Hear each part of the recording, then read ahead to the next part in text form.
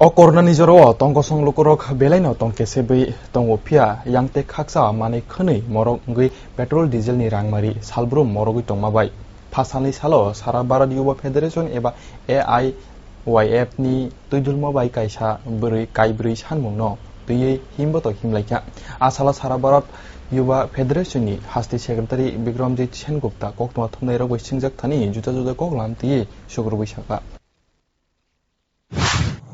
আমরা সারা ভারত যুব federation AIYF এর ডাকে আমরা মূলত 4টি দাবি নিয়ে আমরা এই আন্দোলন কর্মসূচি পালন করছি। আমাদের সংগঠন সপ্তাহব্যাপী জুলাইয়ের 6 থেকে জুলাইয়ের 12 অবধি আমাদের সংগঠন দেশব্যাপী সারা দেশে বিভিন্ন রাজ্যে বিভিন্ন তালুকে বিভিন্ন ব্লক ডিস্ট্রিক্টে সাব ডিভিশনে আমাদের এই সংগঠন এই 4টি দাবি নিয়ে আমরা আমাদের এই আন্দোলন কর্মসূচিগুলো পালন করছি। এই 4টি দাবি হলো যে সবার হাতে কাজ প্রদান করতে হবে।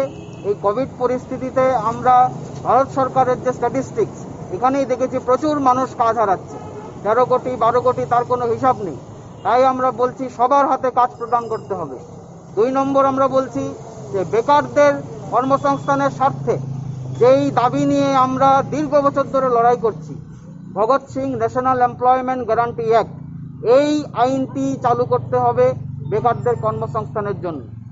এবং আমরা দাবি করছি যে সারা দেশে সবাইকে সার্বজনীন কোভিড টিকা প্রদান করতে হবে।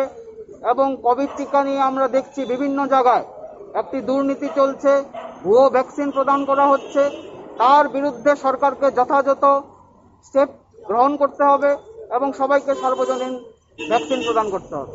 এবং যে শেষ দাবিটি আমরা দেখছি যে দেশে এই যে মহামারী চলছে, এই মহামারীর মধ্যেও পেট্রোল ডিজেল গ্যাস এবং মানুষের যে নিত্য প্রয়োজনীয় জিনিস তার অস্বাভাবিক মূল্যবৃদ্ধি রোধ করছে।